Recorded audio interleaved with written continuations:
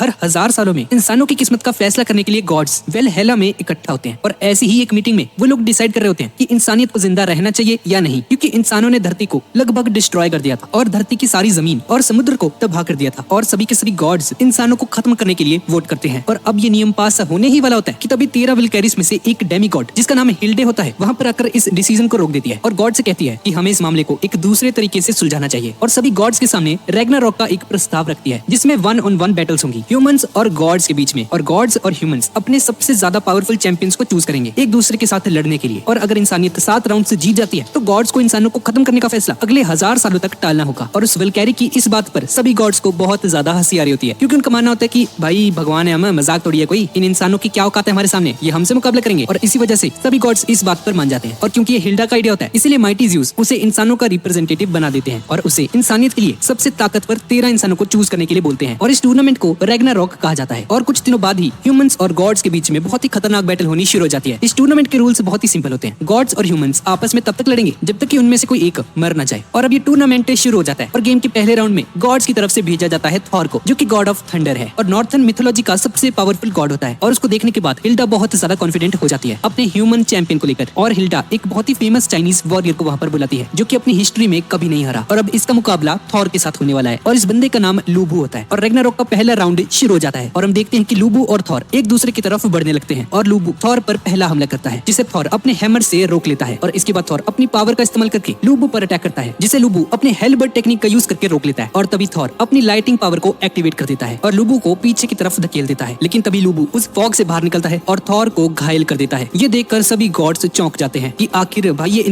इंसान है बस छोटा सा, ये किसी गॉड को चोट कैसे पहुंचा सकता है, ये कैसे पॉसिबल है भाई। और तभी हम एक फ्लैशबैक को देखते हैं और हमें पता चलता है कि टूर्नामेंट के स्टार्ट होने से पहले वो जो 13 डेमी गॉड वल्कैरिस थी वो एक साथ इकट्ठा होकर ह्यूमन चैंपियंस के लिए कुछ वेपन्स तैयार करती हैं जिसमें वो डेमी गॉड्स अपने आप को वेपन्स के रूप में बदल लेती हैं जिससे कि ह्यूमंस उन्हें गॉड के खिलाफ यूज कर सकते हैं एज अ वेपन। और इन वेपन्स को डिवाइन वेपन्स कहा जाता है। और लूबू अपनी 4th वल्कैरी उसका इस्तेमाल कर रहा होता है जिसके पास गॉड्स के आर्मर सबको तोड़ने की शक्ति होती है। जिसके बाद लूबू डिवाइन वेपन का यूज करके थॉर के हाथ के ग्लव को तोड़ देता है और तभी वहाँ पर दिल धड़कने जैसी आवाज आने लगती है जो कि थॉर के हैमर से आ रही होती है। और थॉर ने ग्लव्स इसीलिए पहने होते हैं ताकि वो अपनी पूरी पावर को बाहर आने से रोक सके और खुद से ही अपने वेपन को क्रश ना कर दे। जिसके बाद वो अपने ग्लव्स को बाहर निकाल देता है और फाइट में बहुत ज्यादा सीरियस हो जाता है और अपनी पूरी पावर का यूज करके लूबू की तरफ अपना हैमर फेंकता है, लेकिन लूबू उसे बहुत ही आसानी से डॉज कर लेता है और थॉर पर एक अटैक करता है। पर तभी थॉर का वेपन उसकी तरफ वापस आने लगता है किसी बूमरैंग की तरह, लेकिन लूबू फिर से उस हैमर को डॉज कर लेता है। जिसके बाद थॉर अपनी स्किल गार्ड हैमर का यूज करता है जिससे वहाँ पर एक बहुत बड़ा धमाका हो जाता है और इस धमाके की वजह से सभी गॉड्स बहुत ज्यादा चौंक जाते हैं और उन्हें लगता है कि लूबू नहीं बचाएगा भाई, इसका कोई चांस नहीं है बचने का। लेकिन हम देखते हैं कि लूबू ने उस अटैक को अपने हाथों से ही रोक लिया होता है, पर उस अटैक की बहुत ज्यादा प्रेशर की वजह से लूबू की टांगे टूट जाती हैं क्योंकि भाई आखिरकार ये है तो इंसानी ना, इतना प्रेशर कैसे झेल पाएगी इसकी टांगे। और यही एक कारण था कि ये इंसान गॉड्स को कभी भी क्यों नहीं हरा सकते। और इस टाइम पर सभी को लग रहा होता है कि इंसानियत हार जाएगी और लूबू भी यही सोच रहा होता है कि तभी अचानक से एक लाल रंग का घोड़ा वहाँ पर आ जाता है मैदान में और लूबू किसी तरीके से उस घोड़े के ऊपर चढ़ जाता है और थॉर की तरफ बढ़ने लगता है उस पर हमला करने के लिए और अपनी अल्टीमेट सीक्रेट टेक्निक का यूज करता है जिसको उसने बहुत ही ज्यादा मेहनत के साथ बनाया होता है। और इस हमले का नाम स्काई प्रीचर होता है और सभी के सभी इंसान लूबू को चीयर अप कर रहे होते हैं। और जैसे ही वो अपना आखिरी हमला करने ही वाला होता है तभी थॉर लूबू पर अपना हैमर फेंक देता है और भले ही लूबू कितना भी शक्तिशाली हो लेकिन फिर भी भाई थॉर से तो कमजोर ही होता है और थॉर लूबू को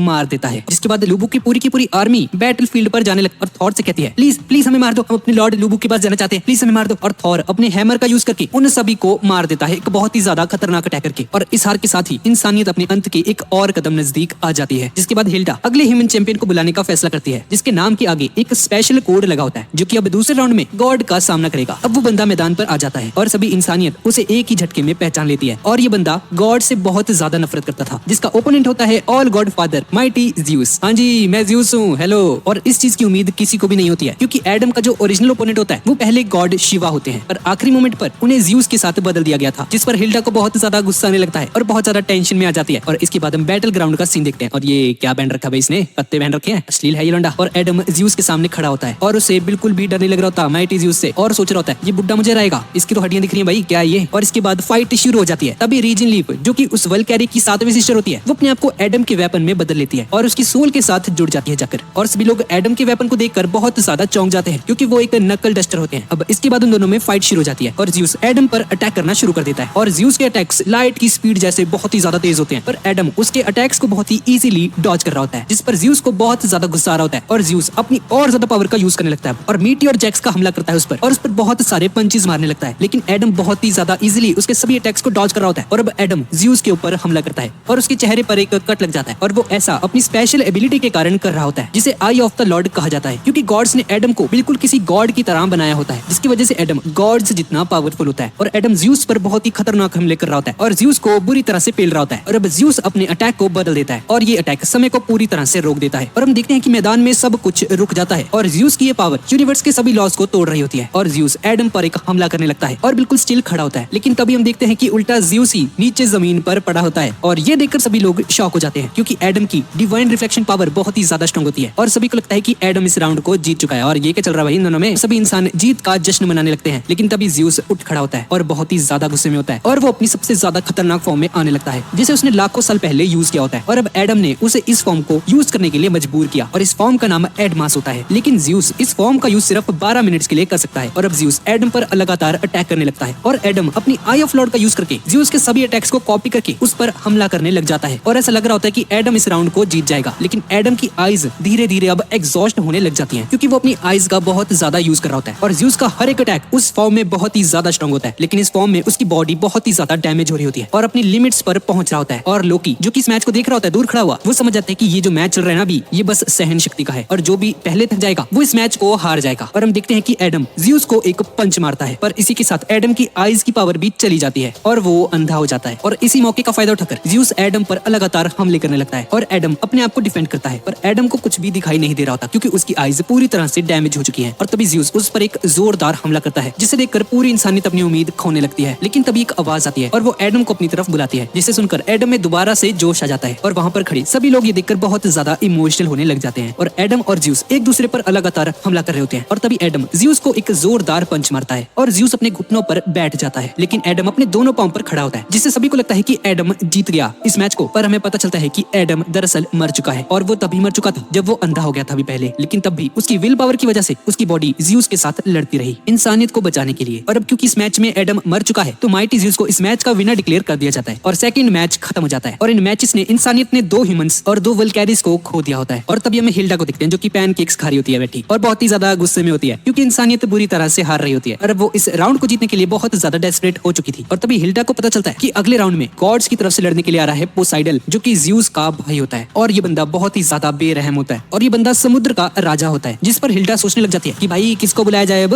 कौन से इंसान को बुलाऊं मैं। और तभी एक आदमी हिल्डा से मिलने आता है और हिल्डा से कहता है क्या मैं इससे लड़ सकता हूँ, मैं तुमसे वादा करता हूँ मैं तुम्हें डिसअपॉइंट बिल्कुल नहीं करूंगा। और इस बंदे का नाम ससाकी काजीरो होता है और अभी इस वक्त ये दुनिया का सबसे ज्यादा स्ट्रॉन्गेस्ट स्किल्ड स्वर्ड्समैन है। और अब ये दोनों आमने सामने खड़े होते हैं और ससाकी ने मनोहर नाम का एक वेपन उठा रखा होता है जो कि उस वल्कैरी की सेकंड सिस्टर की सोल से बनी होती है। पर हम देखते हैं कि वो जो गॉड था पोसाइडल, ये ससाकी की तरफ ध्यान भी नहीं दे रहा होता क्योंकि वो अपने आप को ससाकी से बहुत ज्यादा सुपीरियर फील करता है और उसे एक तुच्छ मनुष्य समझता है और वो ये भी मान रहा होता है कि वो इस वक्त यूनिवर्स के सभी गॉड से ज्यादा ताकतवर है। अब ये दोनों बस आमने सामने खड़े होते हैं, बिल्कुल स्टिल, कोई मूवमेंट नहीं होती इनमें। और ये देखकर ऑडियंस को कुछ भी समझ नहीं आ रहा था कि भाई ये क्या है, ये फाइट क्यों नहीं कर रहे, ये चल क्या रहा है आखिर। लेकिन गॉड्स को पूरा मामला समझ में आ रहा होता है। दरअसल ये ससाकी पोसाइडल से लड़ रहा होता है अपने माइंड में। वो अपने दिमाग में पोसाइडल से 18 बार हार चुका होता है और ये ससाकी की एक टेक्निक होती है जिसका नाम 1000 इमेज ऑफ डिफेंस होता है, जिसमें वो अपने ओपोनेंट की एक इमेज क्रिएट करता है और उससे अपने माइंड में ही फाइट करता है और उस पर अलग अलग तरीके से अटैक करके उसे हराने की कोशिश करता है। लेकिन अब उसे समझ में आ जाता है कि अगर उसने पहला वार किया इस पोसाइडल पे तो पोसाइडल उसे उसी वक्त मार देगा क्योंकि बहुत ही ज्यादा स्ट्रांग है। और ससाकी समझ जाता है कि वो जैसा मर्जी अटैक करे इस पे वो हारने ही वाला है। और बहुत ज्यादा कैलकुलेशन करने के बाद ससाकी डिसाइड करता है कि वो उस पर पहला हमला कर ही देगा, देखी जाएगी जो होगा। और वो लॉ ऑफ इनर्शिया का यूज करके पोसाइडल पर हमला करता है, लेकिन इस अटैक से वो अपनी तलवार को वापस से नहीं मोड़ सकता था और उसी समय इस मौके का फायदा उठाकर पोसाइडल उसे मार सकता था। लेकिन ससाकी अपनी सुमेन किची टेक्निक का यूज करके अपनी तलवार को मोड़कर पोसाइडल को घायल कर देता है। और ये ऐसा पहली बार था कि जब पोसाइडल ने किसी की आंखों में आंखें डालकर देखा होता है। और अब पोसाइडल फाइट में थोड़ा सा सीरियस हो जाता है और ससाकी की तरफ बढ़ने लगता है और उस पर एक साथ बहुत सारे हमले करने लगता है और ससाकी उन अटैक्स को बहुत ही इजीली मोड़ देता है और भागकर उसकी तरफ ही जा रहा होता है। और वो ऐसा इसलिए कर पा रहा होता है क्योंकि वो अपने दिमाग में 1000 इमेज ऑफ डिफेंस का यूज कर रहा होता है और उसे पहले ही पता होता है कि पोसाइडल उस पर कौन सा हमला करने वाला है और उसका अटैक कहां पर आकर कैसे कैसे लगेगा, जिससे कि वो बहुत ही इजीली उसके सभी अटैक्स को डॉज कर रहा होता है। अब पोसाइडल को बहुत ज्यादा गुस्सा आने लगता है और ससाकी पर एक जोरदार हमला करता है और उसे घायल कर देता है और उसे चिढ़ाते हुए हंसता है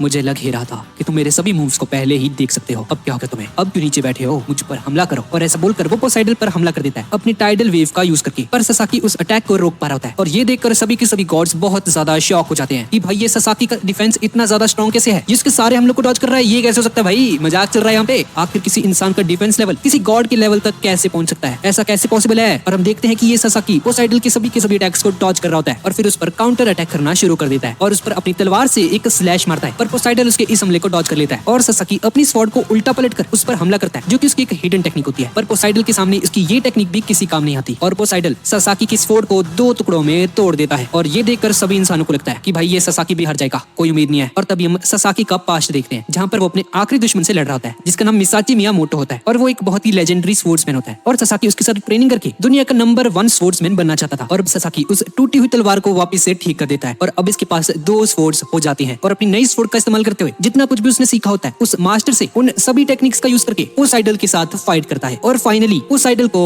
मार देता है। और ये पूरी हिस्ट्री में पहली बार हुआ था कि किसी इंसान ने किसी गॉड को हरा दिया और ये देखकर सभी के सभी इंसान बहुत ज्यादा खुश हो जाते हैं। और इस मैच का विनर है सासाकी। और अब अभी तक 3 मैचेस कंप्लीट हो चुके हैं, जिसमें से 2 मैचेस गॉड्स ने जीते हैं और 1 मैच इंसानों ने। अब इसके बाद हम हिल्डे को देखते हैं, जिससे उसके पार्टनर पूछती है कि भाई अब बनाने वाला है लड़ने। और तभी वहां पर हरकुलिस आ जाता है, जो कि एक आधा इंसान और आधा गॉड होता है और ये बहुत ही ज्यादा बहादुर और नेक दिल गॉड होता है। और तभी हरकुलिस उन सभी को बताता है कि अब गॉड्स की तरफ से वो लड़ने वाला है और इतना बोलकर वो वहां से चला जाता है। और हिल्डे के साथ ही हिल्डे से पूछती है, हाँ तो हिल्डे अब किसे भेजना है इस हरकुलिस से लड़ने के लिए। और वो थोड़ा सा मुस्कुराने लग जाती है, क्योंकि इसने हरकुलिस से लड़ने के लिए एक ऐसे इंसान को चूज किया था जिसे पूरी इंसानियत नफरत करती थी। और इसी दौरान हरकुलिस से मिलने लोकी वहां पर आता है और उसे लग रहा था कि ये हरकुलिस गॉड्स को धोखा देने वाला है और इंसानों को जीतने में उनकी हेल्प करने वाला है, क्योंकि हरकुलिस एक गॉड बनने से पहले एक इंसान था। जिस पर हरकुलिस उसे कहता है, अबे ओ तूने समझ के रखा भाई मेरे को है, मैं इंसानों को कभी भी खत्म नहीं होने दूंगा, लेकिन इसके बावजूद भी मैं गॉड्स की तरफ से अपनी पूरी पावर के साथ लड़ूंगा, मैं कोई गद्दारी कर आदमी नहीं हूँ। और इतना बोलकर वो वहां से चला जाता है और अपने ओपोनेंट के आने का इंतजार करने लगता है। और तभी वहां पर हरकुलिस का ओपोनेंट आ जाता है ह्यूमंस की तरफ से, और ये कोई और नहीं बल्कि दुनिया का सबसे बड़ा हथियारा जैक द रीपर होता है, जिसे देखकर सभी के सभी इंसान हैरान रह जाते हैं कि आखिर इस हिल्डे ने इस जैक जैसे मॉन्स्टर को क्यों चूज कर लिया, क्योंकि पूरी इंसानियत इस बंदे से नफरत करती थी। और अब हरकुलिस जैक से लड़ने के लिए तैयार हो जाता है और तभी जैक अपना डिवाइन वेपन निकालता है, जो कि एक कैंची होती है, जिसे देखकर सभी गॉड्स थोड़े से घबरा जाते हैं, क्योंकि हिल्डे ने जो वेपन्स इंसानों को दिए थे वो बहुत ही ज्यादा खतरनाक थे।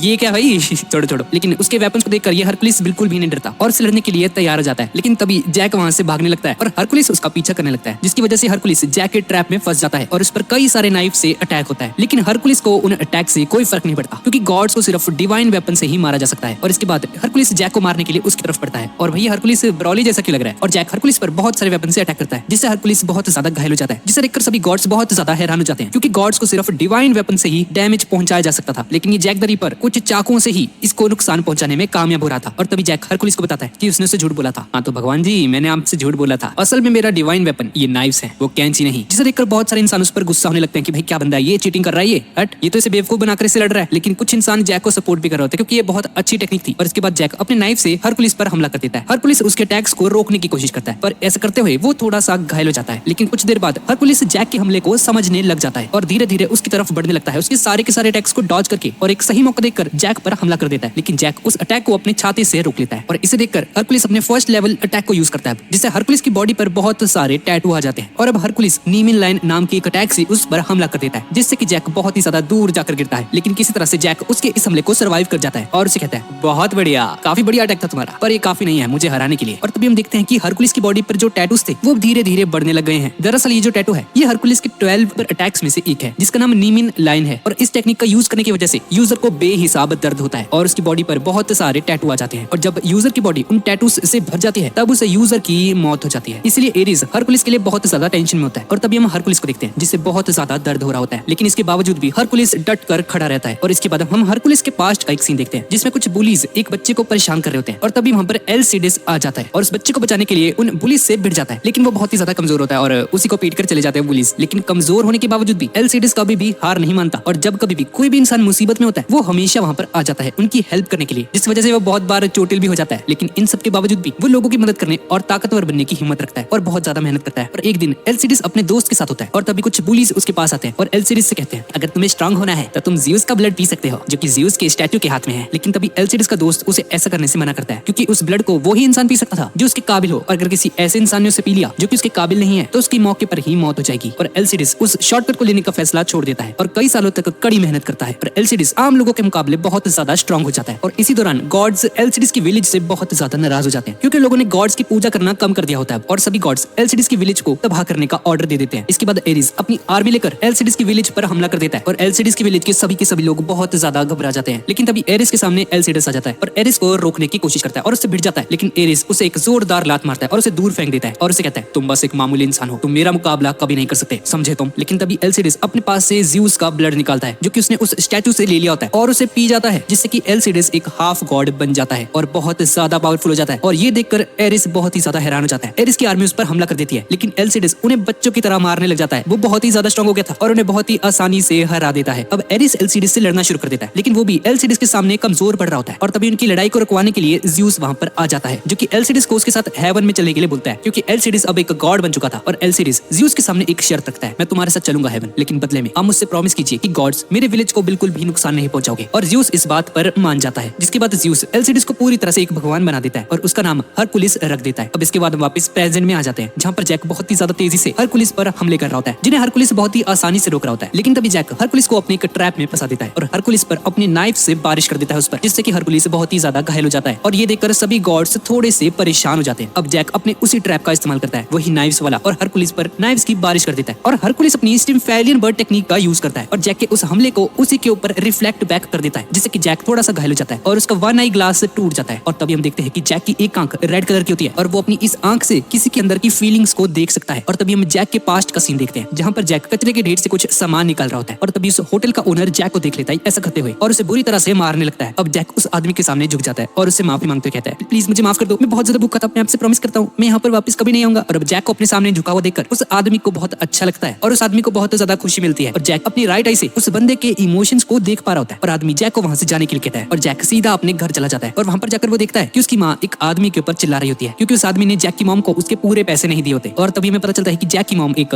होती है, लेकिन इससे जैक को कोई भी फर्क नहीं पड़ता था, क्योंकि वो अपनी मॉम से बहुत ज्यादा प्यार करता होता है। और तभी जैक की मॉम देखती है कि जैक को बहुत ज्यादा चोट लगी होती है और जैक की मरहम पट्टी करती है और तभी जैक को उसकी मॉम के इमोशंस दिखाई देते हैं, जिससे उसे पता चलता है कि उसकी मॉम उससे बहुत ज्यादा प्यार करती है। अब अगले दिन जैक पढ़ाई कर रहा होता है और तभी उसके पास एक लेडी आती है और जैक से कहती है, क्या तुम्हें कभी गुस्सा नहीं आता कि तुम्हारी मॉम ने तुम्हें एक ऐसी जगह पर पैदा किया और तुम्हें ऐसी घटिया जिंदगी जीनी पड़ रही है बच्चे। और जैक कहता है, नहीं, मुझे मेरी जिंदगी से कोई शिकायत नहीं है, बल्कि मैं बहुत ही खुश हूँ कि मुझे इतनी प्यार करने वाली मॉम मिली है। और इसके कुछ दिनों बाद जैक अपनी मॉम के लिए कुछ खाना वगैरह लेकर आता है और तभी उसकी मॉम रोती हुई दिखाई देती है और वो लेडी जैक को बताती है कि उसकी मॉम एक आदमी से प्यार करती थी, जिसने उसकी मॉम से वादा किया था कि जब वो बड़ा आदमी बन जाएगा तो वो जैक की मॉम को यहाँ से ले जाएगा और उससे शादी भी करेगा। लेकिन अब उस आदमी ने किसी और लेडी से शादी कर ली, जिस वजह से जैक की मॉम को बहुत ज्यादा दुख हो रहा होता है और ये आदमी ही जैक का फादर होता है। अब जैक अपनी मॉम को शांत करने के लिए उसके लिए कॉफी लेकर आता है, लेकिन उसकी मॉम उस पर बहुत ज्यादा चिल्लाने लग जाती है और उसे मर जाने के लिए कहती है और खुद पर बहुत ज्यादा गुस्सा होने लगती है कि उसने जैक को आखिर पैदा ही क्यों किया। और ये देखकर जैक समझ जाता है कि उसकी मॉम ने उससे कभी प्यार किया ही नहीं था, बल्कि वो तो बस उस आदमी के लिए इससे प्यार करती थी। और ये देखकर जैक पागल हो जाता है और अपनी मॉम को ही मारने की कोशिश करता है और जैक को उसकी मॉम के डर की फीलिंग्स दिखाई देती है और उस फीलिंग को देखकर जैक को बहुत ज्यादा अच्छा लगता है, अपनी मॉम को जान से मार देता है और वहां से भाग जाता है। और कुछ दिनों बाद जैक अपने बायोलॉजिकल फादर को भी जान से मार देता है और एक साइको किलर बन जाता है। और अब कहानी वापस से प्रेजेंट में आ जाती है और जैक एक बार फिर से हरकुलिस अपने नाइफ से हमला करता है, जिसे हरकुलिस अपने हथियार से रोक लेता है और जैक पर एक पलटवार करता है, लेकिन जैक भी उस अटैक से बचाता है और पास के एक क्लॉक टावर के ऊपर चढ़ने लग जाता है। अब हरकुलिस उस टावर पर अटैक करता है और उस टावर को ही नीचे गिरा देता है और जैक पर एक जोरदार हमला करने वाला होता है। और तभी जैक उस टावर की क्लॉक को हरकुलिस की तरफ फेंकने लगता है, जिसे हरकुलिस रोकने की कोशिश करता है, लेकिन ऐसा करते हुए उसका एक हाथ कट जाता है। ये देखकर सभी के सभी इंसान और गॉड हैरान रह जाते हैं कि किसी नॉर्मल इंसान ने एक गॉड का हाथ काट दिया। भाई ये कैसे हो सकता है, क्योंकि गॉड्स को आम वेपन से नुकसान नहीं पहुंचाया जा सकता था, तो ये कैसे हो गया। और तभी लोकी एरिस को बताता है कि ये जो जैक है ना, ये झूठ बोलता है स्टार्टिंग से ही, क्योंकि वो शुरुआत से ही इसी मौके का इंतजार कर रहा था। और जैक का डिवाइन वेपन उसके ग्लव्स हैं, जिनसे वो जिस चीज को भी छूता है वो एक होली वेपन बन जाती है। और तभी हिल्डे की साथी हिल्डे से पूछती है, हिल्डे ये कौन सी ताकत है इसके पास, ये जिस चीज को भी छूता है वो डिवाइन वेपन बन जाती है, ये क्या हो रहा है। और हिल्डे बताती है कुछ दिन पहले एक विलकैरी के पास गई थी ताकि वो उसे जैक के साथ लड़ने के लिए मना सके एज अ डिवाइन वेपन। और तभी जैक वहां पर आ जाता है और उस लड़की को उसका साथ देने के लिए कहता है, लेकिन वो डेमी गॉड उसे मना कर देती है, जिस पर जैक जबरदस्ती उसका गला पकड़ लेता है और उसकी पावर्स को ले लेता है। और इसके बाद जैक हरकुलिस को अपनी ग्लव्स की सच्चाई बताता है और उसे बताता है कि उसने इस शहर के हर एक हिस्से को अपने ग्लव्स से छू रखा है, जिसका मतलब है कि ये पूरा का पूरा शहर एक होली वेपन है। और ये जानकर एरिस बहुत ज्यादा घबरा जाता है और ज़्यूस एरिस पर एक जोरदार पंच मारता है और उसे कहता है, तुम्हें हरकुलिस पर भरोसा रखना चाहिए, अभी भी हरकुलिस के पास एक ऐसी टेक्निक है जिसका इस्तेमाल करके हरकुलिस इस मैच को आसानी से जीत सकता है। इसके बाद हम हरकुलिस को देखते हैं, जो कि अपना एक हाथ कटने के बावजूद भी डट कर खड़ा रहता है और अपने कटे हुए हाथ को एक पट्टी से बांधने लगता है ताकि उसका खून थोड़ा सा बहना रुक जाए। अब हरकुलिस अपने हथियार को हवा में उछालता है और अपने सबसे ताकतवर बीस्ट को बाहर निकालता है और उसके साथ मर्ज हो जाता है। ये देखकर सभी के सभी गॉड्स बहुत ज्यादा हैरान हो जाते हैं। और तभी माइटी ज़्यूस की और आइरिस को बताता है, ये टेक्निक बहुत ही ज्यादा स्ट्रांग है, लेकिन इसका एक डिसएडवांटेज भी है, हरकुलिस इसे ज्यादा देर तक कंट्रोल नहीं कर पाएगा, इसीलिए उसे बहुत ही जल्द जैक को हराना होगा, वरना उसका ये फॉर्म उसी को खत्म कर देगा और उसे जान से मार डालेगा। इसके बाद हरकुलिस जैक पर हमला करना शुरू करता है, लेकिन जैक उसके सभी के सभी हमलों को डॉज कर रहा होता है। लेकिन कुछ देर बाद हरकुलिस जैक को एक हमला करने में कामयाब हो जाता है और जैक थोड़ा सा घायल हो जाता है, लेकिन फिर से खड़ा होकर वहां से भागने की कोशिश करता है और हरकुलिस जैक को नीचे गिरा देता है एक पंच मार के। और जैक जैक की बॉडी के अंदर एक फेंस घुस जाता है। अब हरकुलिस जैक की तरफ बढ़ता है उसे मारने के लिए, लेकिन तभी जैक एक पूरी की पूरी बिल्डिंग ही हरकुलिस के ऊपर गिरा देता है, जिससे हरकुलिस उस बिल्डिंग के नीचे आकर दब जाता है और ऐसा लग रहा होता है कि जैक इस मैच को जीत चुका है। लेकिन तभी हरकुलिस उस मलबे से बाहर निकलता है और ये देखकर जैक बहुत ज्यादा हैरान हो जाता है और उसे कहता है, वेलकम बैक सर, मरने का क्या लोगे आप। अब एक हाथ कटने के बावजूद भी हरकुलिस उसे बहुत कड़ी टक्कर दे रहा होता है और जैक बहुत ही दूर जाकर गिरता है। अब हरकुलिस बिना रुके उस पर हमले करने लगता है, बहुत खतरनाक वाले। और गाइस, अगर आपको वीडियो अच्छी लग रही तो प्लीज इसे लाइक जरूर कर दो और चैनल को भी जरूर सब्सक्राइब कर देना भाई। 200 की क्रॉस करने इसी मंथ,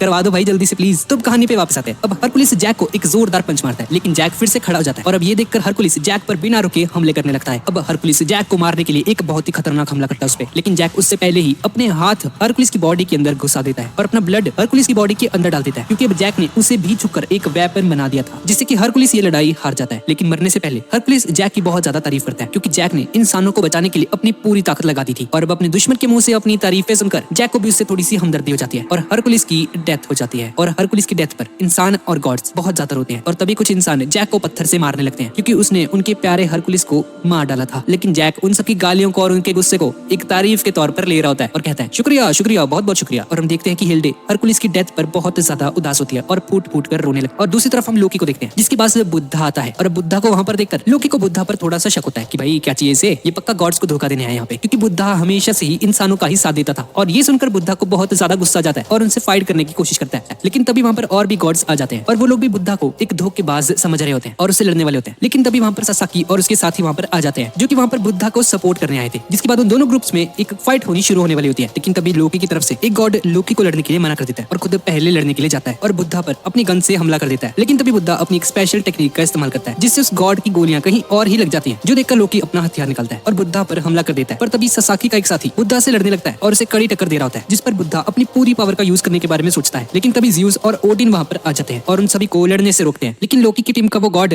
ज़्यूस की बात मानने से मना कर देता है, जिस पर ओडिन उस गॉड को अपनी पावर दिखाता है, जिससे कि वो गॉड डर जाता है और लोकी भी उस गॉड को लड़ाई करने से मना करता है और वहां से चला जाता है। लेकिन वो गॉड्स जाते जाते बुद्धा को धमकी देते हुए जाते हैं और सासाकी भी अपनी टीम को लेकर वहां से चला जाता है। और तभी ज़्यूस बुद्धा के पास आता है और उसे धमकी देता है, अगर तुमने गॉड्स को धोखा देने के बारे में सोचा तो उसका अंजाम बिल्कुल भी अच्छा नहीं होगा, समझ रहे हो ना। जिस पर बुद्धा को हंसी आ जाती है और ज़्यूस भी जोर जोर से हंसने लग जाता है और बुद्धा वहां से जाने लगता है। लेकिन जाते जाते वो ज़्यूस से कहता है, मेरा जो मन करेगा मैं वही करूंगा और तुम मेरे रास्ते में बिल्कुल मत आओ। और ज़्यूस को समझ आ जाता है ये बुद्धा भाई किसी की नहीं सुनने वाला, ये अपनी मर्जी करने वाला है, मुझे क्या, मैं तो चलता हूँ बैटल एरिना में अगला मैच देखने के लिए। और वो वहां से चला जाता है और हम ओडिन को देखते हैं, जो कि किसी वजह से बहुत खुश हो रहा होता है, लेकिन उसकी डार्क एनर्जी से उसके आसपास जो भी पुल वगैरह होते हैं वो डिस्ट्रॉय हो जाते हैं। अब इसके बाद हम हिल्डे को देखते हैं और उसकी पार्टनर उसे अगले ओपोनेंट के बारे में पूछती है इंसानों की तरफ से और हिल्डे उसे उस इंसान से मिलवाती है। लेकिन उस इंसान को देखकर वो लड़की बहुत ज्यादा हैरान हो जाती है, क्योंकि ये बंदा बहुत बड़ा थोड़ा हरामी टाइप था और कुछ लड़कियों के साथ लेट कर सो रहा होता है। इस बंदे का नाम है रेडन। अब हिल्डे उसे उठाती है और उसे कहती है, ओ जल्दी उठ, मैच का टाइम हो गया, जा लड़ जाके। लेकिन ये बंदा इसे उसके साथ पहले सोने के लिए कहता है और हिल्डे उसे मना कर देती है और उसे गालियां देने लगती है और रेडन को उसकी वल्कैरी से इंट्रोड्यूस करवाती है, जो कि उसकी वेपन बनेगी। इस लड़की का नाम थर्ड होता है और ये बहुत ही ज्यादा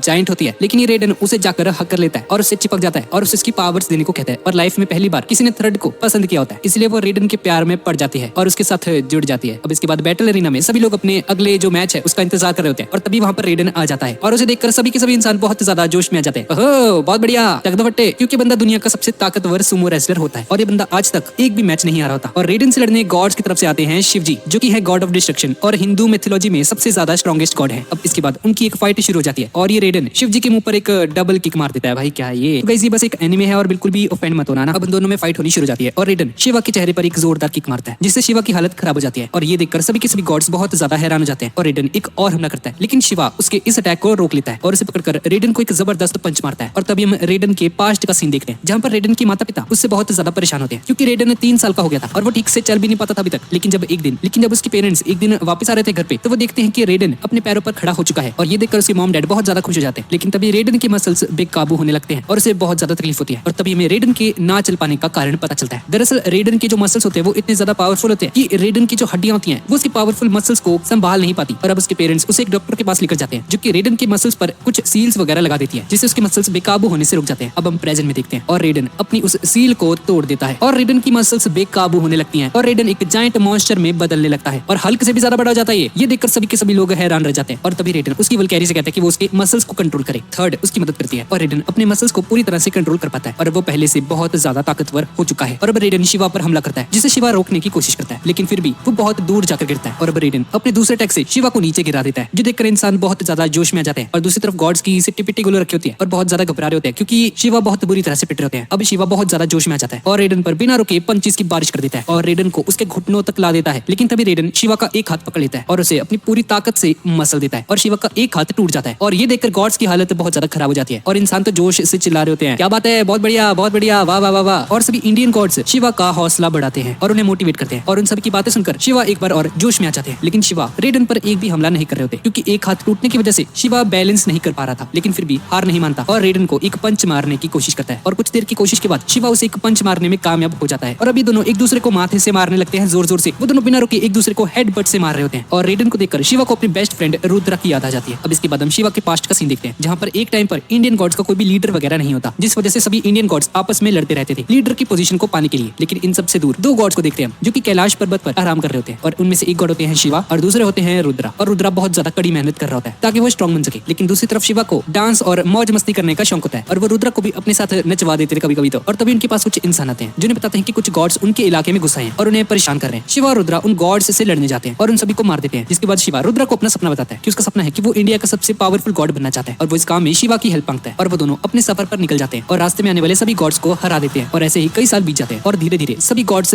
शिवा और रुद्रा को जानने लगते हैं और सभी ताकतवर गॉड्स को हराने के बाद वो लोग इंद्रा से मिलने जाते हैं जो कि सभी गॉडों से 10 गुना ज्यादा स्ट्रॉन्ग होता है और ये गॉड ऑफ लाइटनिंग भी होता है। लेकिन इंद्रा अकेला होता है, इसीलिए रुद्रा उससे फाइट करने के बारे में सोचता है अकेले ही। लेकिन कुछ देर की लड़ाई के बाद रुद्रा इंद्रा को हरा देता है। अब इसके बाद सिर्फ 2 गॉड्स बचे होते हैं और वो लोग ब्रह्मा और विष्णु को भी हरा देते हैं और सभी गॉड्स के किंग बन जाते हैं। और इसके बाद शिवा बहुत ज्यादा खुश हो जाता है क्योंकि उन्होंने सभी इंडियन गॉड्स को हरा दिया होता है। और इसके बाद रुद्रा शिवा को चैलेंज करता है उसके साथ फाइट करने के लिए क्योंकि अब बस शिवा ही बच गया था और शिवा को हराकर सबसे ताकतवर गॉड बनने के बारे में सोचता है। लेकिन शिवा रुद्रा से नहीं लड़ना चाहता था पर रुद्रा उन्हें फोर्स करता है जिसकी वजह से उन दोनों में फाइट शुरू हो जाती है और उन दोनों की लड़ाई इतनी ज्यादा खतरनाक होती है कि दूर खड़े गॉड्स को भी उनकी पंचेस की आवाजें सुनाई देती है। और उनकी लड़ाई की वजह से आसपास का जो इन्वायरमेंट होता है वहाँ पर आंधी तूफान भी आ जाता है और कुछ दिनों तक उनकी लड़ाई चलती रहती है। लेकिन उन दोनों में कोई भी हार मानने को तैयार नहीं होता और तभी शिवा रुद्रा पर भारी पड़ने लग जाता है। लेकिन रुद्रा बिल्कुल भी हार नहीं मानता और अगर अब शिवा थोड़ी देर और रुद्रा को मारता तो वो हार जाता। इसलिए शिवा सोचता है कि उन्हें इस फाइट को यहीं पर रोक देना चाहिए और रुद्रा के आगे हार मान लेते हैं। लेकिन रुद्रा समझ जाता है कि शिवा ने उसे जानबूझकर मारा नहीं और रुद्रा अपनी हार को एक्सेप्ट कर लेता है और वहां से चला जाता है। जिसके बाद शिवा सभी इंडियन गॉड्स का लीडर बन जाता है। अब इसके बाद हम वापस प्रेजेंट में आ जाते हैं और शिवा बिल्कुल जोश में आ जाता है इस मेमोरी को याद करके और शिवा की फाइट देखने के लिए रुद्रा भी वहां पर आया होता है। अब शिवा तांडव करने लगते हैं और नाचते हुए राइडन से लड़ने लगते हैं और रेडन शिवा को छू भी नहीं पा रहा होता और तभी मौका देकर शिवा रेडन पर हमला कर देते हैं बहुत ही ज्यादा खतरनाक और उसे हर तरफ से मार रहे होते हैं। और शिवा की ऐसी पावर को देखकर सभी गॉड्स समझ जाते हैं कि शिवा बहुत ही ज्यादा स्ट्रॉन्ग है और इन्हें गॉड ऑफ डिस्ट्रक्शन क्यों कहा जाता है। और तभी शिवा रेडन पर एक पावरफुल लात मारते हैं जिसकी वजह से रेडन की आधी बॉडी जल जाती है और अब रेडन अपनी सूमो रेसलिंग पावर का यूज करने के बारे में सोचता है और अपनी पूरी पावर अपने हाथ में इकट्ठा करके शिवा पर अटैक करता है। शिवा उसके अटैक को अपने दोनों हाथों से रोकने की कोशिश करता है लेकिन वो अटैक इतना ज्यादा स्ट्रॉन्ग होता है कि शिवा के दोनों हाथ ही टूट जाते हैं और उसके डिफेंस को पेनिट्रेट करते हुए शिवा को दूर फेंक देते हैं। लेकिन शिवा एक और बार खड़ा हो जाता है। अब उनके पास सिर्फ एक ही हाथ होता है। लेकिन तभी रेडन के भी मसल्स फटने लगते हैं और वो भी अपनी लिमिट पर पहुंच चुका है और वो वल्कैरी भी ज्यादा देर तक उसके मसल्स को कंट्रोल में नहीं रख सकती थी। और अब रेडन फर्स्ट से कहते हैं कि वो जितनी देर तक हो सके उसके मसल्स को कंट्रोल करके रखे। और अब शिवा अपनी अल्टीमेट टेक्निक का यूज करने के बारे में सोचता है जो कि उसने पहले कभी भी यूज नहीं की होती। अब शिवा अपने हाथ से अपना दिल पकड़ता है और उसे जोर जोर से दबाने लगता है जिससे कि शिवा की बॉडी के अंदर ब्लड का सर्कुलेशन बहुत ज्यादा बढ़ जाता है और उनकी बॉडी गर्म होने लगती है और अपनी तांडव कर्मा फॉर्म में आ जाता है और उनकी पूरी बॉडी से आग की लपटें निकल रही होती है। अब इसके बाद फिर से उन दोनों में फाइट होनी शुरू हो जाती है और शिवा रेडन को एक किक मारते हैं जिससे कि रेडन के मसल्स जलने लगते हैं जिसका मतलब था कि ये फाइट अब जितनी देर तक चलेगी रेडन को उतना ही ज्यादा नुकसान होने वाला है और शिवा रेडन पर बहुत ज्यादा भारी पड़ने लगते हैं जो देखकर रेडन के सपोर्टर्स उसका हौसला बढ़ाते हैं और उसे मोटिवेट करते हैं और रेडन थोड़ा सा जोश में आ जाता है और शिवा को पीछे धकेल देता है और तभी शिवा के हाथ जलकर उसकी बॉडी से अलग हो जाते हैं और रुद्रा शिवा का हौसला बढ़ाता है। अब रेडन अपने राइट हैंड में अपनी सारी पावर को इकट्ठा करता है और शिवा के ऊपर एक अटैक करता है और शिवा इस अटैक को रोकने के लिए उस पर एक किक मारते हैं जिससे कि रेडन का पूरा हाथ जल जाता है और वो समझ जाता है कि वो शिवा से नहीं जीत सकता और इसलिए ये बंदा हार मान लेता है और शिवा रेडन को मार देता है और शिवा इस फाइट को जीत लेते हैं और रेडन की मौत पर पूरी इंसानियत फूट फूट कर रोती है। और इसके बाद हम ज़्यूस को देखते हैं जो कि बुद्धा से मिलने जाता है और अगले मैच में उसे लड़ने के लिए कहता है गॉड्स की तरफ से और बुद्धा उसकी इस बात को बहुत आसानी से मान जाता है। अब इसके बाद हम बैटल अरीना का सीन देखते हैं जहाँ पर बुद्धा स्टेडियम में मौजूद सभी लोगों से कहता है तो अब मैं ये मुकाबला इंसानों की तरफ से लड़ने वाला हूँ और जो कोई भी मुझसे लड़ना चाहता है मुझसे लड़ सकता है आकर, मैदान खुला है। लेकिन मैं तुम्हें बता दूं कि इसका अंजाम बिल्कुल भी अच्छा नहीं होने वाला। और ये सुनकर सभी गॉड्स को बुद्धा पर बहुत ज्यादा गुस्सा आ रहा होता है कि ये गद्दारी कर भी निकला भाई, गॉड्स को धोखा दे रहा है बंदा, इंसानों के साथ मिल गया ये। अब ये सुनकर सभी के मुंह खुले के खुले रह जाते हैं क्योंकि उन्हें उम्मीद नहीं थी कि ये बुद्धा गद्दारी कर भी निकलेगा और सभी लोग उसे गद्दार बोल रहे होते हैं। जिस पर बुद्धा उन सभी को भाड़ में जाने के लिए कहता है और ज़्यूस को धमकी देते हुए कहता है अगर तुम भगवान इंसानों को नहीं बचाना चाहते तो मैं इंसानों की रक्षा जरूर करूंगा और मेरे रास्ते में आने वाले सभी लोगों को खत्म कर दूंगा, तुम सभी गॉड्स को मैं खत्म करने वाला हूँ। अब हिल्डा सोच में पड़ जाती है ये देखकर ये बुद्धा गॉड्स के साथ गद्दारी कर रहा है और एक फ्लैशबैक में हम लोग देखते हैं कि ये बुद्धा हिल्डा से कुछ बात करने आता है उसके पास और तभी ज़्यूस वहां पर आ जाता है और उसे कहता है ठीक है तुम अपनी मर्जी कर सकते हो। पर मन ही मन में ज़्यूस का इसे बुरी तरह से पीटने का मन कर रहा होता है बुद्धा को और बुद्धा भी इसकी बूढ़ी हड्डियों को तोड़ने के लिए पूरी तरह से तैयार होता है। अब इस गर्मा गर्मी को देखकर ओडिन बुद्धा से एक आखिरी बार पूछता है, क्या तुम सभी इंसानों को बचाने के लिए गॉड्स के साथ गद्दारी करने वाले हो? ये बिल्कुल भी अच्छी बात नहीं है। जिस पर बुद्धा कहता है, मैं तुम सभी को हराना चाहता हूँ, मुझे तुम में से किसी से भी परमिशन लेने की जरूरत नहीं है, मेरा जो मन करेगा मैं वही करूंगा। और ये सुनकर सभी लोग वापस से बुद्धा को गालियां देने लगते हैं। अब बुद्धा ज्यूस से पूछता है कि उसे इस राउंड को जीतने के लिए किसे पिटना होगा, भाई बताओ मुझे। और ज्यूस कहता है, तुम्हें हराने के लिए हमने गॉड को चूज कर लिया है और वो किसी भी वक्त यहाँ पर आता ही होगा। और तभी आसमान से बहुत सारी रोशनी आने लगती है और आसमान से एक बैटल शिप आकर नीचे जमीन पर लैंड करती है, जिसमें 7 बहुत ताकतवर गॉड्स होते हैं और वो सभी बाहर आते हैं उस शिप से। और अब राउंड 6 बुद्धा और इन्हीं में से एक बंदे के बीच में होने वाला था, जो कि फॉर्चून ऑफ गॉड्स में से एक था। और देखते ही देखते वो सातों के सातों गॉड्स एक बंदे के अंदर आकर मिल जाते हैं और उसकी बॉडी चेंज होने लगती है और वो एक नए गॉड में ट्रांसफॉर्म हो जाता है, जिसका नाम जीरो फोको होता है। और ये एक इविल गॉड होता है और वो बुद्धा को देखते ही उसे जान से मारने की धमकी देता है और अपनी बॉडी को फाड़कर एक कुल्हाड़ी निकालता है, जिसका नाम मिशनरी क्लेवर था, जिसमें दुख और गुस्से को सोखने की शक्ति होती है। और वो कुल्हाड़ी जितना ज्यादा सुख और दुख एब्जॉर्ब करती थी, वो उतनी ज्यादा पावरफुल होती जाती थी। और अब उन दोनों में 6th मैच स्टार्ट हो जाता है, जो कि 2 ऐसे गॉड्स के बीच में होने वाला था, जिसमें से एक गॉड का काम था इंसानियत को दुख और दर्द से बचाने का और दूसरे गॉड का काम था इंसानों को तड़पाना और उन्हें मौत के घाट उतारने का। और ये जीरो फुकू हमेशा से इविल गॉड नहीं था, ये पहले एक बहुत ही अच्छा गॉड हुआ करता था। और अब हम देखते हैं कि ये बंदा इविल गॉड कैसे बना था। ये कहानी सदियों पहले की है, जब भगवान और इंसान एक दूसरे के बहुत ही करीब हुआ करते थे और जीरो फुकू का काम था इंसानों की जिंदगी में खुशियां लाना। और अपने इस काम को अंजाम देने के लिए वो इंसानी बस्ती की तरफ जाने लगता है और रास्ते में उसे एक चिड़िया का बच्चा दिखाई देता है, बहुत ही ज्यादा जख्मी होता है वो। और जीरो फुकू उस बच्चे को वापस उसके घोंसले में रख देता है और उसे बहुत ही खुशी होती है। अब वो पास के एक विलेज में जाता है, जहाँ का नजारा उसे बहुत ही ज्यादा हैरान और दुखी कर देता है, क्योंकि इस विलेज के लोग बहुत ज्यादा परेशान होते हैं और बहुत सारी प्रॉब्लम से गुजर रहे होते हैं। और अपने प्यारे इंसानों को तकलीफ में देखकर जीरो फुकू को रोना आने लगता है और वो उनके दुखों को मिटाने का तरीका सोचने लगता है। और तभी उसकी नजर एक लड़के पर जाती है, जो बहुत ज्यादा तकलीफ से गुजर रहा होता है और उसे एक आइडिया आता है और उस बच्चे का सारा दुख और दर्द सोख लेता है, जिससे कि वो लड़का पूरी तरह से ठीक हो जाता है। और ये चीज इन सभी इंसानों को किसी चमत्कार की तरह लग रही होती है, इसलिए वो सभी लोग जीरो फुकू की पूजा करने लगते हैं और जीरो फुकू उन सभी इंसानों का दर्द अपने अंदर एब्जॉर्ब कर लेता है। और अब कुछ महीने बाद जीरो फुकू का पूरा शरीर दुख और दर्द से भर गया था और इंसानों के दुखों का बोझ इतना ज्यादा हो गया था, ये दर्द झेल नहीं पा रहा था। और अब उसे लगता है कि जब उसने सभी इंसानों का दुख अपने अंदर एब्जॉर्ब कर लिया है, तो कम से कम अब लोग खुश तो रह पा रहे हैं। और अब जीरो फुकू वापस से उसी इंसानी बस्ती में जाता है और वहाँ पर उसे इंसानों की असली फितरत का पता चलता है, क्योंकि जब इंसानों से सभी दुखों को छीन लिया जाता है तो सभी लोग गलत रास्ते पर चलने लगते हैं। और ये लोग यहाँ पर बैठे अयाशिया कर रहे होते हैं, कोई बंदी के साथ अपनी, कोई जुआ खेल रहा है, कोई चिकन खा रहा है, कोई लड़कीबाजी कर रहा है। और ये देखकर जीरो फुकू बहुत ज्यादा हैरान हो जाता है, भाई इनके लिए मैंने ये सब किया, पागल हूं मैं तो एक नंबर का, हट। और तभी जीरो फुकू की टक्कर एक आदमी से होती है और ये आदमी वही लड़का था जिसकी जान जीरो फुकू ने बचपन में बचाई थी। लेकिन वो लड़का उसके साथ बहुत ज्यादा बदतमीजी करता है और उसे कहता है, ओए तू नहाता वाता नहीं है क्या, कौन है तू, चला जाए यहाँ से साले, पिट जाएगा मेरे से, गंदे भिखारी तू। और ये सब देखकर जीरो फुकू को समझ नहीं आ रहा था कि भाई क्या चल रहा है ये मेरे साथ,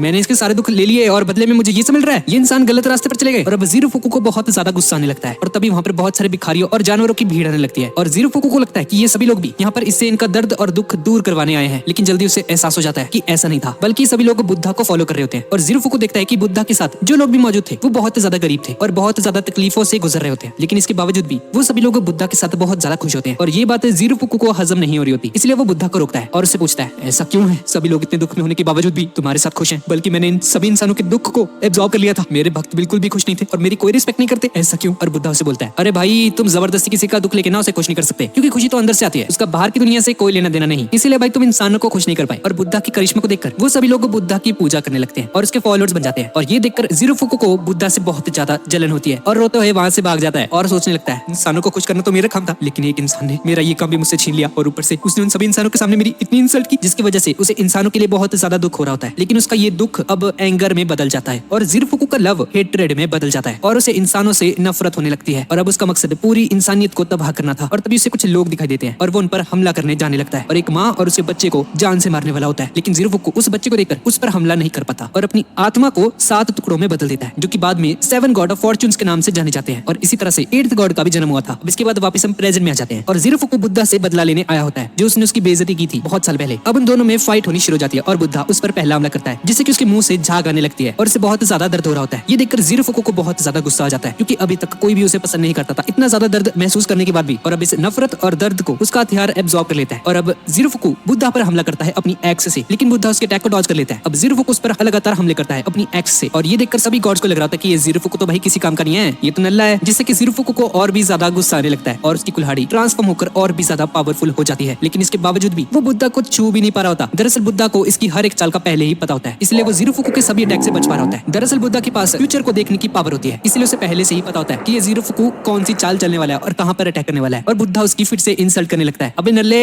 एक भी अटैक नहीं कर पाया मेरे पे तो। और अब जीरो फुकू का गुस्सा और भी ज्यादा बढ़ जाता है और उसकी पावर और भी ज्यादा बढ़ जाती है और उसके शरीर से एक ऑरा निकलने लगता है। और ये देखकर बुद्धा समझ जाता है कि अब ये बहुत ज्यादा सीरियस हो चुका है भाई फाइट में। और तभी जीरो फुकू की कुल्हाड़ी बहुत ज्यादा बड़ी होने लगती है और पूरे बैटल एरिना को ही कवर कर लेती है। और बुद्धा के पास उसके इस हमले से बचने का कोई भी ऑप्शन नहीं होता, इसलिए बुद्धा भी अपने डिवाइन वेपन का यूज करने के बारे में सोचता है। लेकिन इससे पहले कि वो कुछ कर पाता, जीरो फुकू की कुल्हाड़ी बुद्धा को कुचल देती है और उसे मरता हुआ देखकर जीरो फुकू को बहुत ज्यादा खुशी हो रही होती है। लेकिन तभी वो देखता है कि बुद्धा अभी भी जिंदा है, क्योंकि बुद्धा ने अपनी असुरा सील का यूज करके खुद को बचा लिया था। और ये देखकर जीरो फुकू बहुत ही ज्यादा गुस्से में आ जाता है और पागलों की तरह बुद्धा बुद्धा चिल्लाने लग जाता है। अब ये देखकर हिल्डा अपनी सिस्टर को बताती है कि जब इंसान मर जाते हैं तो उन्हें जीवन के 6 चक्रों से गुजरना पड़ता है और बुद्धा का ये डिवाइन वेपन इन्हीं 6 चक्रों को रिप्रेजेंट करती है। और ये हथियार बुद्धा के इमोशंस के अकॉर्डिंग अपनी फॉर्म को चेंज करती है। अब हम बुद्धा और जीरो फुकू को देखते हैं और जोरो बुद्धा से बहुत ही ज्यादा इंप्रेस होता है और हम देखते हैं कि इसकी एक्स भाई कितनी बड़ी हो रखी है, ये क्या है ये। अब वो बुद्धा को मारने के लिए फिर से अपने वेपन को ट्रांसफॉर्म करने लगता है, जिससे जीरो फुकू के वेपन पर बहुत सारी फोर्स उड़ने लगती है। और अब उसके जोश को देखकर बुद्धा को इसे पीटने का मन करने लगता है और बुद्धा का वेपन एक और बार ट्रांसफॉर्म होने लगता है। और अब जीरो फुकू उस पर अपने स्वॉर्ड वाला अटैक यूज कर देता है और बुद्धा उसके अटैक्स को डॉज करके उस पर काउंटर अटैक कर देता है, जिससे उसकी हालत बहुत ज्यादा खराब हो जाती है। और अब इसके बाद हम बुद्धा का पास्ट देखते हैं। और बुद्धा का जन्म एक राजकुमार के रूप में हुआ था एक बहुत बड़े महल में, और उस समय इनका नाम सिद्धार्थ गौतम होता है। और जन्म से ही उनके पास हर एक चीज अवेलेबल थी जो कि एक आम इंसान अपनी जिंदगी में होने की कल्पना करता है। रहने के लिए अच्छा घर, अच्छे कपड़े, खूब सारा पैसा, एकदम शाही पकवान, सब कुछ एकदम बढ़िया। और सिद्धार्थ को अपनी जिंदगी में किसी भी चीज की कमी महसूस नहीं होती थी। लेकिन इतना कुछ होने के बावजूद भी सिद्धार्थ अपने लोगों के दर्द को समझता था और हमेशा उनकी हेल्प करता था। और सिद्धार्थ ने अपनी जिंदगी में कभी भी किसी भी इंसान को डिस्क्रिमिनेट नहीं किया था, क्योंकि उसका मानना था कि एक राजकुमार का काम अपनी प्रजा की सेवा करना होता है। और देवताओं ने भी सिद्धार्थ को दुनिया का सबसे महान राजा बनने का वचन दिया था और भविष्यवाणी की थी, इसलिए उसे अपनी जिंदगी में कोई भी कमी महसूस नहीं होती थी और उसकी जिंदगी आराम से कट रही होती है। लेकिन जल्द ही सब कुछ बदलने वाला था, क्योंकि उसकी लाइफ में एक ऐसा इंसिडेंट होने वाला था जो कि उसकी लाइफ को देखने का पर्सपेक्टिव ही पूरी तरह से बदलने वाला था। अब हम कुछ सालों बाद का सीन देखते हैं और सिद्धार्थ अपने चचेरे भाई से मिलने जाता है और सिद्धार्थ उससे मिलने जाता है क्योंकि उसकी तबीयत बहुत ही ज्यादा खराब होती है। और उसके भाई का नाम जटाका होता है और जटाका उसे बताता है अपनी प्रजा के लिए सब कुछ किया, अपनी पूरी जिंदगी प्रजा की सेवा में लगा दी। लेकिन इस सब के बदले जटाका को बदले में एक ऐसी खौफनाक बीमारी मिली जिससे कि वो बहुत ही जल्द अब मरने वाला था। और ये सब वो उसे इसलिए बता रहा है क्योंकि वो नहीं चाहता था कि उसका प्यारा भाई वही सब कुछ सहन करे जो उसने किया, और वो उससे माफी मांगकर वहां से चला जाता है। अब कुछ महीने बाद जटाका की मौत हो जाती है उस बीमारी की वजह से, और सिद्धार्थ अपने भाई को श्रद्धांजलि देने आया होता है। और तभी वो कुछ लोगों की बातें सुनता है जो कि जटाका के बारे में बुरी बुरी बातें कर रहे होते हैं, जिससे उसे समझ आता है कि चाहे कोई इंसान किसी के लिए जितना मर्जी अच्छा कर ले, उसे बहुत प्यार करे, उसे प्यार करे, लेकिन बदले में उस इंसान के मन में हमेशा उसके लिए कोई ना कोई बुरी बातें रहेंगी। और जब उसे इस चीज का रियलाइज होता है तो वो अपने घोड़े से उतरकर पागलों की तरह जोर जोर से हंसने लग जाता है और सिद्धार्थ जटाका की लाश को उठा लेता है और उसे ले जाने लगता है, क्योंकि वो अपने भाई का अंतिम संस्कार ऐसी मतलबी दुनिया के बीच में नहीं करना चाहता था। अब सिद्धार्थ के फादर उसे रोकने की कोशिश करते हैं, लेकिन वो उनकी कोई बात नहीं सुनता और अपने भाई जटाका को वहां से ले जाकर एक नदी के किनारे उसका अंतिम संस्कार करता है और उसे वादा करता है कि वो अपनी जिंदगी अपनी शर्तों पर जिएगा। और अब उसकी मौत के कुछ दिनों बाद ही सिद्धार्थ अपनी जिंदगी का सब कुछ त्याग कर देता है और एक साधु बन जाता है, जो कि पूरी दुनिया में घूमकर लोगों को जीने का सही तरीका समझाता है और दुनिया में चल रही बहुत सारी प्रॉब्लम्स का सोल्यूशन निकालता है। और ऐसे ही सिद्धार्थ को एक दिन पेड़ के नीचे बैठे बैठे एनलाइटनमेंट की नॉलेज मिली और उसके फॉलोअर्स उसे बुद्धा के नाम से जानने लगे। अब इसके बाद हम वापस प्रेजेंट में आ जाते हैं, जहाँ पर जीरो फुकू बुद्धा पर डेस्परेटली अटैक कर रहा होता है। और अब धीरे धीरे जीरो फुकू का गुस्सा और भी ज्यादा बढ़ने लगता है और उसका वेपन भी बढ़ता ही जा रहा था। अब बुद्धा उस पर एक हमला करता है और उसे घायल कर देता है बहुत ज्यादा, लेकिन ये चोट बस घी डालने का काम करती है आग में। और जीरो फुकू का गुस्सा उसकी काबू से बाहर होने लगता है, जिससे कि पूरे मैदान में स्वॉर्ड्स का एक तूफान आने लगता है, जो कि अपने रास्ते में आने वाली हर एक चीज को तबाह करता जा रहा था। लेकिन उसका ये अटैक भी बुद्धा के सामने बिल्कुल फेल हो गया था और वो बहुत ही आसानी से उसके इस हमले को डॉज कर लेता है। अब बुद्धा जीरो फुकू को समझाता है कि उसे लोगों से नफरत नहीं बल्कि खुद से प्यार करना चाहिए और साथ ही अपनी परवाह करनी चाहिए। और ये सुनकर जीरो फुकू को एहसास होता है कि असल में वो बुद्धा से नफरत नहीं करता, बल्कि वो बुद्धा की तरह बनना चाहता है, जिससे कि काफी सारे लोग उससे प्यार करें और उसके आसपास खुश रहें। और अब जैसे ही उसे इस चीज का रियलाइजेशन होता है तो उसकी सारी पावर्स उसके हाथ से जाने लगती हैं, क्योंकि उसकी सारी की सारी जो पावर्स थी वो स्वॉर्ड वगैरह वो सब कुछ नफरत की वजह से थी। और तभी उन दोनों में हैंड टू हैंड कॉम्बैट होनी शुरू हो जाती है और बहुत देर तक लड़ने के बाद बुद्धा इस मैच को जीत जाता है और जीरो फुकू अपनी ओरिजिनल फॉर्म में वापस आ जाता है। और तभी उसके हॉर्न्स में कुछ अजीब सा होने लगता है और उसका हॉर्न उसके सिर को फाड़कर उसके शरीर के अंदर घुस जाती है और उसके शरीर से रेड और ब्लू कलर के 2 ड्रैगन निकलते हैं बाहर। लेकिन बुद्धा के उसे बचाने से पहले ही वो ड्रैगन्स उसकी बॉडी को खाने लगते हैं, जिससे कि वहाँ पर एक बहुत बड़ा गोला सा क्रिएट हो जाता है और इंसानों को और गॉड्स को कुछ भी समझ में नहीं आ रहा होता कि आखिर चल क्या रहा है यहाँ पे, ये अंडा सा क्या बन गया। और तभी उस अंडे में कुछ हलचल होने लगती है और उस अंडे में से एक काला साया निकलता है जो कि पूरी तरह से खून में ढका हुआ था। तो गाइस, जैसा कि पिछले पार्ट में हमने अभी तक देखा कि जीरो फुकू के दोनों हॉर्न्स उसके शरीर में घुस जाते हैं और जीरो फुकू की बॉडी में से 2 ड्रैगन्स निकलते हैं, ब्लू और रेड कलर के, और वो जीरो फुकू की पूरी बॉडी पर कब्जा कर लेते हैं। बुद्धा उन्हें रोकने की कोशिश करता है पर वो उसे रोक नहीं पाता और बुद्धा अपनी 6th आई का यूज करता है फ्यूचर देखने के लिए। पर बुद्धा ये देखकर बहुत ज्यादा डर जाता है और अपने कदमों को पीछे कर लेता है और बुद्धा अपने सामने एक बहुत खतरनाक सा क्रीचर देखता है जो कि किसी गॉड की तरह नहीं लग रहा होता बल्कि किसी मॉन्स्टर की तरह लग रहा होता है। और वो अजीब सा क्रीचर इंसान का फॉर्म ले लेता है और ये बंदा 6th हेवन का डेविल किंग है। और ये देखकर हिल्डा का तो मुंह खुला का खुला रह जाता है कि भाई क्या ये इधर कैसे आ गया। अब इसके बाद हम एक अननोन आदमी को देखते हैं जो कि बता रहा होता है, मैंने जानबूझकर जीरो फुकू की बॉडी पर कब्जा नहीं किया था, बल्कि मैं तो एक मौके की तलाश में था और ये मौका मुझे जीरो फुकू की बॉडी में मिला और इसी तरह से जीरो फुकू को पोजेस कर लिया गया था। अब जीरो फुकू उन सभी गॉड्स के सामने खड़ा होता है और गॉड्स, वुल्कैरीज, ह्यूमंस सब लोग ये देखकर हैरान रह जाते हैं। किसी को भी इसके बारे में कोई भी नॉलेज नहीं होती कि ये कौन है बंदा। ये बुद्धा उससे पूछता है, अभी कौन है तू, इधर क्या करने आया है? जीरो फुकू, क्या तू है वहाँ पे अंदर? और तभी ये बंदा बोलता है, तेरा दोस्त जीरो फुकू अब इस दुनिया में नहीं रहा और मेरा नाम है पापियस। मुझे नहीं पता मैं यहाँ पर क्या करने आया हूँ, लेकिन मुझे लगता है मैं बहुत ज्यादा स्ट्रांग बन चुका हूँ और अब ये ताकत मैं तुम लोगों पर आजमाऊंगा। और सभी गॉड्स ये देखकर शॉक्ड रह जाते हैं और सोच रहे होते हैं कि भाई कौन है ये, क्या बला है ये कौन सी रेस से बिलोंग करता है। और तभी पीछे से एक और अननोन आदमी वहाँ पर आ जाता है और एरियस से बोलता है, अगर तुम सोच रहे हो कि ये कोई गॉड है तो तुम गलत सोच रहे हो मेरे दोस्त। और एरियस जैसे ही उस बंदे को देखता है तो पूरी तरह से शॉक हो जाता है और वो गॉड से बोलता है, जल्दी से मेरी सीट से उठो बेटे,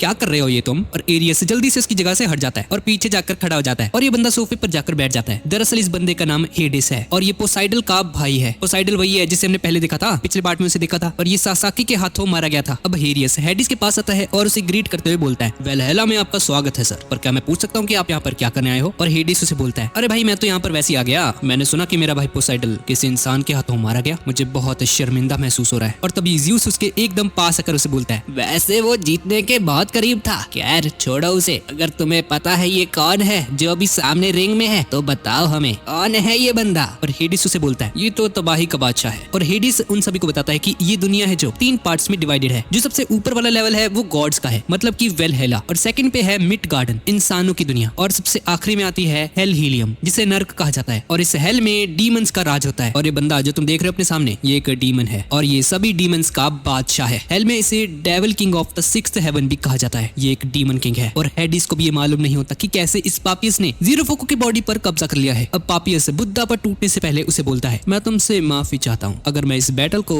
एक ही पंच में खत्म कर दूं, पर हाँ मैं जरूर कोशिश करूंगा ये थोड़ा लंबा टिके, मैं अपनी बहुत ही कम पावर का यूज करने की कोशिश करूंगा। अब पापियस अपना वेपन निकालता है और बुद्धा पर टूट पड़ता है। पापियस उस पर एक हमला करता है लेकिन बुद्धा उसके अटैक को बहुत मुश्किल से डॉज कर पाता है और उसके वार के पीछे बहुत ज्यादा खतरनाक स्ट्रेंथ होती है। और अब उन दोनों के बीच में बहुत ही खतरनाक लड़ाई होनी शुरू हो जाती है और ये दोनों एक दूसरे पर अपने अपने वेपन से हमला कर रहे होते हैं। और उनकी लड़ाई को देखकर हिल्डा को समझ आ जाता है कि बुद्धा अपनी 6th आई से पापियस के हमले को नहीं देख पा रहा। फॉर एग्जाम्पल, अगर कोई बंदा पानी पीने के बारे में सोचता है तो पानी तक पहुंचने से पहले उसकी सोल जब तक ट्रैवल करेगी उसके बाद उसकी बॉडी उस सोल को ट्रैवल करते करते उसके पीछे आएगी। और बुद्धा की 6th आई उसे यही एबिलिटी देती है, वो बॉडी से पहले उस सोल की मूवमेंट को देख पाता है। पर हालांकि पापियस की जहां तक बात है उसकी तो सोल भी एक परछाई से बनी हुई है और उसपे लाइट का एक पार्टिकल तक नहीं है, जिसकी वजह से बुद्धा उसकी मूवमेंट को नहीं देख पा रहा और बुद्धा उससे लड़ते लड़ते अब जख्मी भी होने लगा है और बुद्धा बहुत ही मुश्किल से उसके अटैक्स को डॉज कर पा रहा होता है। और ये देखकर पापियस उसे बोलता है, तुम्हारी तो दाद देनी पड़ेगी, लगता है अब मुझे अपनी पूरी पावर का इस्तेमाल करना होगा। और ऐसा बोलकर उसका जो वेपन होता है वो एक ड्रिल मशीन में बदल जाता है और बुद्धा का वेपन उसकी फीलिंग को समझते हुए एक शील्ड में कन्वर्ट हो जाता है और उसके वार को रोकने की कोशिश करने लगता है। पर उसका वार उसकी शील्ड के अंदर भी एक छेद क्रिएट कर देता है और ये देखकर पापियस भी बहुत ज्यादा हैरान हो जाता है कि बुद्धा ने इसके इस अटैक को कैसे डॉज कर लिया। पर इस अटैक को रोकते रोकते बुद्धा की आंख जख्मी हो गई थी और पापियस हंसने लग जाता है और बोलता है, अगर तुमने सही वक्त पर अपने सर को पीछे ना किया होता तो अभी तक तुम मर चुके होते, तुम्हारी आंख की जगह तुम्हारा पूरा का पूरा शरीर ही अलग हो जाता, काफी लकी हो तुम। और अब पापियस अपने पूरे के पूरे हाथ को ही एक एक्स में बदल देता है और उन दोनों में बहुत ही खतरनाक लड़ाई होनी शुरू हो जाती है। वो दोनों अपनी पूरी पावर का यूज करते हुए एक दूसरे पर हमला कर रहे होते हैं और अब बुद्धा उस पर एक हमला करता है। पापियस की गर्दन पर एक स्क्रैच आ जाता है, पर ऐसा करते हुए बुद्धा बहुत ही ज्यादा डैमेज हो जाता है और बुद्धा लगातार जख्मी होता जा रहा था। और तो और एक बार जब ये पापियस नर्क तोड़कर बाहर जाने की कोशिश कर रहा था तो उसने अपनी पावर का यूज करते करते आधे डीमंस को तो मार ही गिराया था। और हेडिस का मानना होता है कि अगर ये बंदा जीरो फुकू के बॉडी को पोजेस कर रहा है तो इसका सिर्फ एक ही कारण है, जहां से पापियस तबाही में जाकर भाग गया था नर्क से, तो उधर से किसी ने पापियस के एक फ्रेगमेंट को चुरा लिया था और जिसने इसके फ्रेगमेंट को कलेक्ट किया था ये बंदा कोई और नहीं बल्कि वो ही है जिसके बारे में हमने थोड़ी देर पहले भी देखा था। और इसे कलेक्ट करने के बाद उस फ्रेगमेंट को कल्टीवेट किया गया और जब वो पूरी तरह से ग्रो हो गया तो किसी ने उसे बचपन से ही जीरो फुकू की बॉडी में ट्रांसप्लांट कर दिया था और वो जीरो फुकू की बॉडी पर धीरे धीरे कब्जा करने लग गया था। अब एरियस बहुत परेशानी में कहने लगता है, क्या ऐसा कौन गॉड करेगा भाई। और अब इसके बाद हम वापस पापियस और बुद्धा को देखते हैं और अब लड़ते लड़ते बुद्धा का पैर भी जख्मी हो जाता है और बुद्धा को इतने बुरे तरीके से मार खाता हुआ देखकर इंसानों की फटने लगती है और पापियस उसे बोलता है, हार मान लो और अपनी हार को कबूल करो, तुम मुझसे नहीं जीत सकते। और बुद्धा जीरो फुकू को पुकारने लगता है और पापियस ये सुनकर बुद्धा का मजाक उड़ाने लगता है मैं उससे कब का निगल चुका हूँ। ये तो उसके लिए एक प्राउड की बात होनी चाहिए कि मुझ जैसे व्यक्ति ने उससे निगला, और अब तो वो जरूर डिसॉल्व हो चुका होगा मेरी बॉडी के अंदर। और ये सब सुनकर बुद्धा बहुत ज्यादा गुस्से में आ जाता है और चिल्लाते हुए बोलता है, बहुत हो गया, अपनी बकवास बंद कर तू, बहुत हो गया, अपनी बचता तू। और बुद्धा को पहली बार बहुत ज्यादा गुस्सा आ जाता है और उसका वेपन बहुत खतरनाक से रूप में आ जाता है। और इतना ज्यादा गुस्सा आने की वजह से उसका वेपन पहली बार डिफेंस को छोड़कर ऑफेंस में कन्वर्ट हो जाता है। और ये वेपन बुद्धा के हेट्रेड की फीलिंग को रिप्रेजेंट करता है और उसके इस वेपन को कहा जाता है काला साया। और ये देखकर सभी गॉड्स हैरान रह जाते हैं और अब बुद्धा उस पर हमला कर देता है। और अब जैसे ही उन दोनों के ब्लेड्स आपस में कांटेक्ट में आते हैं तो बुद्धा अपने ब्लेड के दम से उसे पीछे धकेल देता है और पापिस बहुत ही मुश्किल से उसके अटैक को डॉज कर पाता है और अपने बैलेंस को कंट्रोल करने की कोशिश करता है। लेकिन उतने में ही बुद्धा का वेपन आग के गोले जितना तेज एक और बहुत ही खतरनाक अटैक करता है। पापिस इस हमले को अपने हाथ से रोकने की कोशिश करता है, लेकिन ऐसा करते हुए पापिस का हाथ जख्मी हो जाता है। पर जैसे ही बुद्धा नीचे देखता है तो वह देखता है कि पापिस का वेपन उसकी बॉडी में घुस चुका है और उसके मुंह से खून निकलना शुरू हो जाता है। पापिस का पूरा वेपन बुद्धा की बॉडी में पेनिट्रेट कर गया था और ऐसा लग रहा होता है कि बुद्धा अब नहीं बचेगा। और पापिस बुद्धा के आखिरी वर्ड्स पूछने लगता है उससे, मरने से पहले तो तुम्हारे आखिरी शब्द क्या है? लेकिन बुद्धा इस सिचुएशन में भी मुस्कुरा रहा होता है और उसकी तरफ बढ़ रहा होता है। और ऐसा करते हुए पापिस का वेपन बुद्धा की बॉडी के अंदर घुसता चला जा रहा होता है, पर बुद्धा को बिल्कुल भी फर्क नहीं पड़ रहा होता। और बुद्धा उसे बोलता है, तो तुमने मुझसे मेरे वर्ड्स पूछे थे ना, तो सुन लो अब, अगर गॉड्स इंसानियत को नहीं बचा सकते तो मैं इंसानियत को बचाऊंगा। और उसके वर्ड्स सुनकर गॉड्स, ह्यूमंस सभी लोग हैरान रह जाते हैं और बुद्धा पर बहुत ज्यादा प्राउड महसूस करते हैं। तो गाइस, अगर आपको वीडियो अच्छी लग रही है तो प्लीज इसे लाइक जरूर कर देना। तो अब बुद्धा जैसे ही पापिस के पास आने लगता है तो पापिस उसे एक ही लात मार के दूर फेंक देता है, पर फिर भी बुद्धा हार नहीं मानता और फिर से खड़ा हो जाता है। बुद्धा मुस्कुरा रहा होता है और ये देखकर पापिस भी उसकी दाद देने में मजबूर हो जाता है और बुद्धा मुस्कुराकर उसे कहता है, क्या हुआ, तुम्हारी फट गई क्या? इतनी टेंशन में क्यों लग रहे हो तुम? और पापिस को ये देखकर बहुत ज्यादा गुस्सा आने लगता है। अब पापिस अपनी बैक स्टोरी बताना शुरू करता है। पापिस को एक अच्छी बॉडी ढूंढने के लिए काफी टाइम लगा। क्या तुम्हें पता है, जब मैं अपनी प्रीवियस बॉडी में था तो मेरी बॉडी बहुत ही ज्यादा कमजोर थी, वो मेरी पावर को